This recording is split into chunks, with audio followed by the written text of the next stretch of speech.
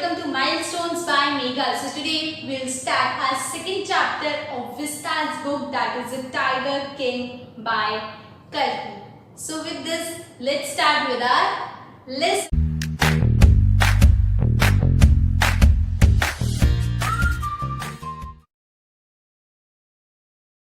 तो जैसे कि मैंने आपको बताया, ये हमारे आज के लेसन का नाम है द टाइगर किंग। तो इसका मतलब क्या है? ये एक किंग के ऊपर पूरी एक फिक्शनेट स्टोरी है, ये एक बनाई हुई स्टोरी है जिसको आज हम पढ़ेंगे और जिसको हम देखेंगे कि जो एक चीज़ हमारी लाइफ में डिसाइडेड होती है, प्री डिसाइडेड होती है एक्चुअली, वो हम नहीं चेंज कर सकते, चाहे हम अपनी पूरी लाइफ में उसके पीछे मेहनत में लगे रहें कि हम इसको चेंज कर लेंगे, लेकिन हम अपनी डेस्टिनी को चेंज नहीं कर सकते। तो इसी फिक्शनेट स्टोरी से हमें कुछ पता लगता है।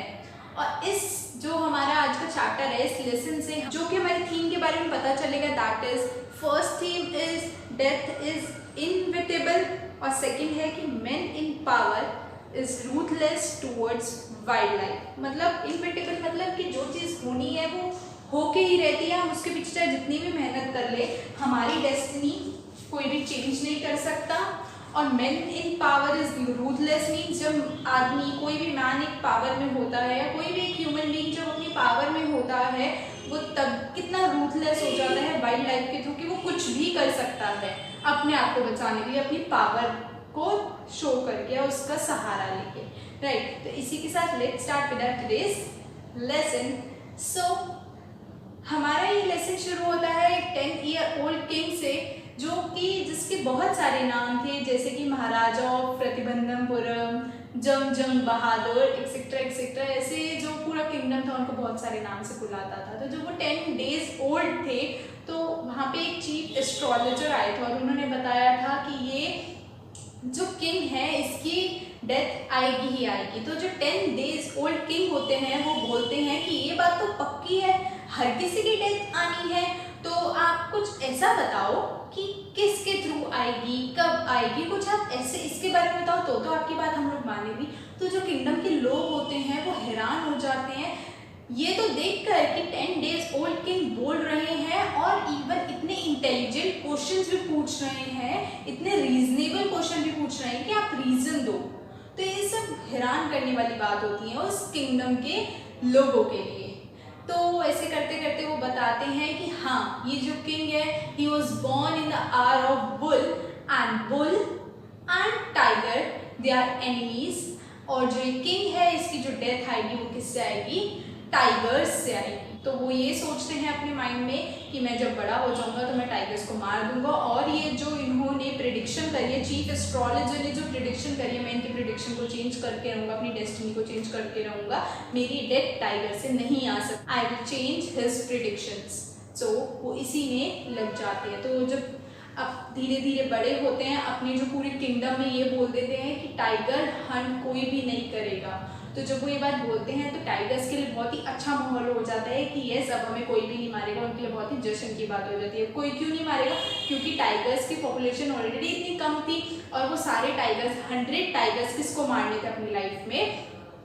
किंग को मारने थे अपनी लाइफ को बचाने के लिए और एस्ट्रोलॉजर की जो प्रिडिक्शन है उसको चेंज करने के लिए। तो जो वो जब 20 ईयर्स के होते हैं वो पहला टाइगर मारते हैं। वो ऐसे करते करते टाइगर्स हंट शुरू करते हैं। तो एक बारी क्या होता है, उनके पास एक ब्रिटिश ऑफिसर आता है। ब्रिटिश ऑफिसर आके कहता है कि क्या मैं तुम्हारे किंगडम में टाइगर हंट कर सकता हूँ? कहते हैं नहीं नहीं, पॉपुलेशन तो ऑलरेडी इतनी कम है, आप टाइगर हंट करोगे तो मुझे भी करना है, तो I can't allow this to you. वो कहते हैं कि अच्छा ठीक है, मुझे सिर्फ एक फ़ोटो ही लेने दो। तो मन में सोचते हैं कि नहीं, अगर मैंने इस ब्रिटिश ऑफिसर को फ़ोटो लेने दी तो ऐसे करते करते बहुत सारे ब्रिटिश ऑफिसर्स आ जाएंगे और वो सब यही एक्सपेक्ट करेंगे मैं उनको फ़ोटो लेने दूँ, मैं उनको फ़ोटो लेने दूँ। और कोई कोई कहेगा मुझे हंट भी करने दो, मुझे हंट करना है, मुझे एक का ही हंट करना है, एक ही टाइगर किल करना है, तो मैं इनको अलाउ ये चीज़ भी नहीं कर सकता। तो वो उस ब्रिटिश ऑफिसर को हंट करने के लिए, फ़ोटो लेने के लिए, दोनों चीज़ों के लिए मना कर देते हैं। तो वो सोचते हैं कि अभी ब्रिटिश ऑफिसर मुझसे नाराज़ हो गया, मेरा किंगडम मेरे हाथों से छीन तो नहीं लिया जाएगा, ये कहीं नेशनल कांग्रेस के हाथ में तो नहीं चला जाएगा, इंडियन नेशनल कांग्रेस के हाथ में। तो वो सोचता है कि अब इनकी तो वाइफ को इम्प्रेस करना ही पड़ेगा। तो वो उनके पास 50 डायमंड रिंग, कैलकाटा की सबसे अच्छी ज्वेलरी शॉप से 50 डायमंड रिंग्स भिजवाते हैं।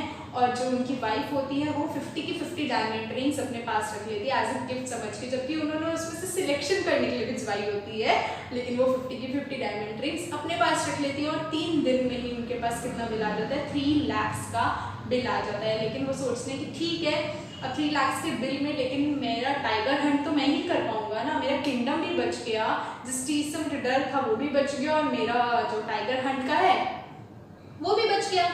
तो ठीक है 3 लाख ही तो गए। तो वो किंग था, उसको तो इस बात से इतना कोई फर्क नहीं पड़ता था, तो इसने उसको जाने दिया। फिर अपने जो उसका एक दीवान था, जो उसका एक सेक्रेटरी जिसको हम आजकल बोलते हैं वो था, उन्होंने उनसे बोला कि तुम 2 लिस्ट बनाओ कि पूरे इंडिया में कौन से स्टेट में सबसे ज़्यादा टाइगर हैं और कौन से स्टेट में सबसे एलिजिबल ब्राइड है जिससे मैं मैरिज कर पाऊँ, जिससे मैं शादी कर पाऊँ। तो वो एक परफेक्ट मैच उनको थोड़े टाइम बाद मिल जाता है, तो वो शादी करते हैं। तो फिर शादी के बाद वो जब भी अपने फादर इन लॉ के घर जाते थे वो हमेशा 5-6 टाइगर्स को किल करते थे। तो ऐसे करते करते वो अपने गोल के पास पहुंच रहे थे। तो उन्होंने 99 टाइगर्स को ऐसे करते करते किल कर दिया था। अब कौन कितने टाइगर रहते थे, अब सिर्फ एक ही टाइगर रहता था और टाइगर की पॉपुलेशन इतनी कम हो गई थी कि उन्हें मारना और टाइगर्स को बहुत ज़्यादा मुश्किल हो गया था। तो एक दिन उन्हें क्या पता लगता है कि जो शीप की पॉपुलेशन है वो धीरे धीरे कम होती जा रही है। तो उन्हें अब वो खुश हो जाते हैं इस चीज़ को लेके कि हाँ शीप को कौन खा रहा होगा, टाइगर खा रहा होगा, तो अभी भी एक टाइगर मुझे मिल सकता है। तो उन्होंने इसी खुशी में क्या कर दिया, जो 3 साल का लैंड टैक्स था उसको एग्जिम्प्ट कर दिया कि जो यहाँ के लोग हैं उनको लैंड का कोई भी टैक्स देने की जरूरत नहीं है। तो ऐसे करते करते अब वो टाइगर की खोज में लग जाते हैं। सिर्फ एक टाइगर रहता होता है, तो लेकिन वो काफ़ी टाइम तक उस टाइगर को ढूंढते रहते हैं, वो टाइगर नहीं मिलता। तो एक दिन में बहुत ज़्यादा गुस्सा आता है और वो जो टैक्स है उसको डबल कर देते हैं कि अब तो मुझे टाइगर भी नहीं मिल रहा है, मैंने इनका टैक्स भी कम कर दिया, मेरी इनकम भी नहीं हो रही है, कुछ भी नहीं हो रहा है, तो मैं जो टैक्स है उसको डबल कर दूंगा। तो उस टैक्स को डबल कर देते हैं और उसके बाद क्या करते हैं कि तब भी उन्हें कोई टाइगर नहीं मिलता। तो एक दिन उनका दिमाग क्या सोचता है कि अगर इन्हें टाइगर नहीं मिलेगा, ये तो ऐसे टाइगर के हंट में ही लग रहेंगे, तो मैं क्या करता हूँ एक मद्रास से एक टाइगर मंगा के मैं यहाँ पे फॉरेस्ट में छोड़ देता हूँ और इनको बता देता हूँ किंग को कि देखो देखो एक टाइगर मिल गया और नेक्स्ट डे जाके हम इसको मार देंगे। तो हुआ भी ऐसा, उन्होंने नेक्स्ट डे जाके उस टाइगर को बुलेट कर दिया, शूट कर दिया। तो उसको वो वहाँ से चलेगा और उनको बोला गया कि ये लास्ट टाइगर मेरे किंगडम में इसको लाया जाए। लेकिन जब वो वहाँ से जाते हैं तो जो लोग उसको उठाने आते हैं वो देखते हैं कि टाइगर अभी भी जिंदा है। यस, टाइगर जिंदा है। तो उसके बाद क्या होता है कि जो टाइगर होता है उसको से बुलेट की आवाज़ से ही नीचे गिर गया होता है और वो जिंदा होता है, वो मरा नहीं होता। तो वो जो वहाँ के लोग होते हैं किंगडम के, वो सोचते हैं कि हमारी तो जॉब चली जाएगी अगर किंग को ये बात पता चलेगी, वो तो हमें गुस्से में हमारे अपनी जॉब से निकाल देंगे, क्योंकि वो गुस्से में कुछ भी एकदम से कर सकते थे। तो उन्होंने क्या कहते हैं वो खुद ही टाइगर को मार देते हैं और उसको वहाँ पे पहुँचा देते हैं किंगडम में। लेकिन तो इससे हमें क्या पता चलता है कि जो लास्ट टाइगर है, जो 100 टाइगर है, वो किंग ने नहीं मारा, वो किंगडम के लोगों ने मारा था। तो अभी भी किंग ने 99 टाइगर ही किल किए थे। तो ऐसे करते करते वो बहुत खुश होते हैं, बहुत जश्न का दिन मनाया जाता है। फिर थोड़े टाइम बाद किंग के जो सन होता है उसका बर्थडे आता है, तो वो अपने बच्चे के लिए बहुत ही ज़्यादा अच्छा गिफ्ट लेने मार्केट में खुद जाते हैं कि मैं अपने बच्चे को कुछ गिफ्ट करूँगा। तो वो एक टॉय शॉप पे जाते हैं। टॉय शॉप पे जाके क्या होता है, उनको एक टाइगर पसंद आता है, वुडन टाइगर। वो उस वुडन टाइगर को लेने जाते हैं। तो वो शॉपकीपर से बोलते हैं मुझे वो वाला वुडन टाइगर दिखाओ। तो शॉपकीपर सोचता है मुझे अपनी बिक्री तो करनी है, तो वो उसके जो प्राइस होता है वो डबल करके बताता है कि अगर मैं इस टाइगर को सस्ता बताऊंगा तो king will not purchase this tiger. मैं इसको महंगा बताता हूँ और बहुत ही ज़्यादा इसकी तारीफ करता हूँ कि इस आर्किटेक्चर ने बनाया है, ये उस आर्किटेक्चर ने बनाया है, बहुत ज़्यादा तारीफ करता हूँ ताकि इसको परचेज कर लो, मेरी बिक्री हो जाए। तो उसकी इतनी तारीफ करता है, किंग इसको परचेज कर लेता है। तो एक दिन क्या होता है, वो अपने सन के साथ उस टाइगर के साथ खेल रहे होते हैं और जो उसका एक एज होता है, वुडन पीस उनके हाथ में चला जाता है, उनके पाम में घुस जाता है। तो वो उस टाइम तो उसको निकाल के फेंक देते हैं, लेकिन उसका इन्फेक्शन बढ़ने लग जाता है। तो बहुत सारे सर्जन्स आते हैं, डॉक्टर्स आते हैं उसको ठीक करने, ऑपरेट करने, लेकिन वो ऑपरेशन नहीं कर पाते, उसको नहीं कर पाते। ऐसे करते करते वो जो इन्फेक्शन होता है उनकी पूरी बॉडी में फैल जाती है, इनकी डेथ हो जाती है। तो तब डॉक्टर्स बोलते हैं yes operation was successful and king was killed. तो ऐसा क्यों बोलते हैं कि वो किंग ने इतने सारे टाइगर्स को मारा अपनी वाइल्ड लाइफ के अगेंस्ट जाके, कि हंट करना इतना प्रोहिबिटेड है, इतना मना है नेशनल हमारी बाउंड्रीज में, हम किसी भी एनिमल को नहीं मार सकते। आप उसी को मार रहे हो, लेकिन इसलिए सारे डॉक्टर्स इस बात को यही बोलते हैं। तो इसी के साथ हमारा ये चैप्टर फिनिश होता है और इससे हमें क्या पता चलता है कि जो 99 टाइगर तो उन्होंने मार लिए,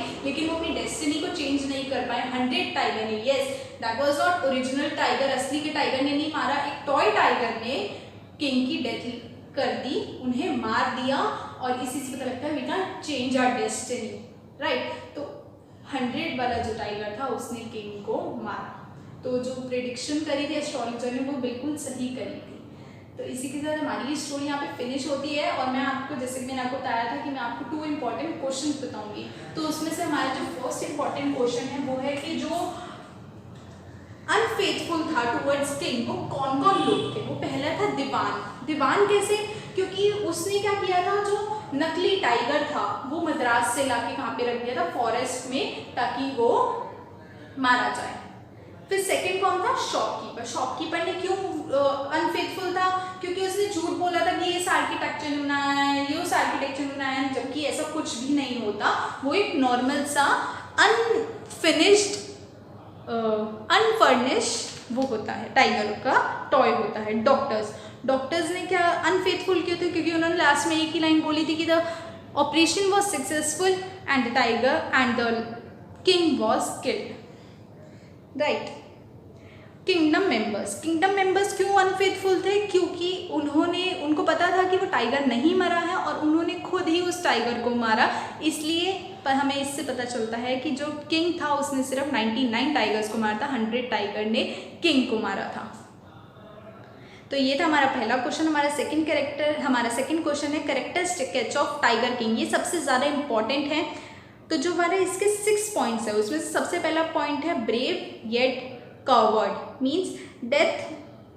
यस, कि जो ब्रेवरी है वो किंग की दिख रही थी कि हाँ वो कितना ब्रेव है। उसने बचपन से ही सोच लिया था कि मैं अपनी डेस्टिनी को चेंज करूंगा। उसने इतने सारे टाइगर्स को मार भी दिया था अपनी ब्रेवरी दिखा के। लेकिन कॉवर्ड मतलब इसे पता है डेथ आनी ही आनी है, तो इतने सारे टाइगर्स को मार के कोई फर्क नहीं पड़ता आप कितने टाइगर्स को मार लोगे। आपने तो अपनी तरफ से एक एस्टिमेट लगा लिया था कि मैं 100 को मारूंगा, लेकिन वहाँ पे कोई एस्टिमेट एस्ट्रोलॉजर ने तो नहीं बताया था।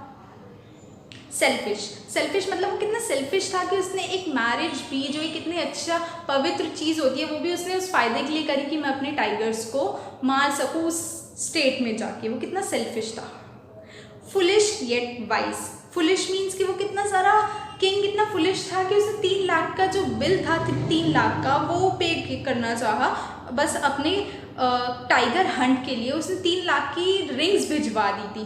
लेकिन वाइस मतलब कि हाँ वो कितना अच्छा है कि उसको अपने किंगडम की भी ख्याल था थोड़ा बहुत कि मेरा किंगडम मुझसे ना छीना जाए, मैं फिर टाइगर हंट कैसे करूँगा, मेरे पास तो उसके सिवा कुछ भी नहीं रह जाएगा। तो उसने उनकी वाइफ को इम्प्रेस करा, वो वाइस था उसका लिए।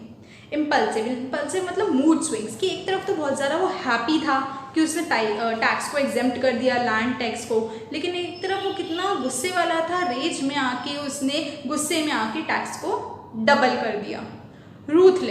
रूथलेस मीन्स कि इतनी पावर थी कि उसने सबको मना कर दिया कि कोई भी टाइगर हंट नहीं करेगा। लेकिन वो जो टाइगर हंट है, जो सबसे गंदी चीज़ है, जो हमारे नेशनल बाउंड्रीज के अंदर सबसे ज़्यादा सख्त से सख्त मना है, तब भी उसने टाइगर हंट किया, लॉ के अगेंस्ट जाके किया।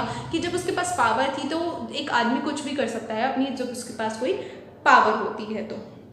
इररिस्पॉन्सिबल से मतलब वो पूरी अपनी लाइफ उसने किस में बिताई थी, सिर्फ उसने टाइगर हंट में बिताई थी। और वो कितना इररिस्पॉन्सिबल था टुवर्ड्स हिज ओन किंगडम। तो इसी के साथ हमारे 2 इंपॉर्टेंट क्वेश्चंस जो आपके पेपर में डेफिनेटली आते ही आते हैं वो मैंने आपके साथ डिस्कस करे। हमने इस चैप्टर की समरी देखी और हमारा ये चैप्टर इसी वीडियो में फिनिश होता है। I come with my next video very soon. Till then, subscribe my channel, like and share my videos, and don't forget to keep calm, keep studying. Thank you all.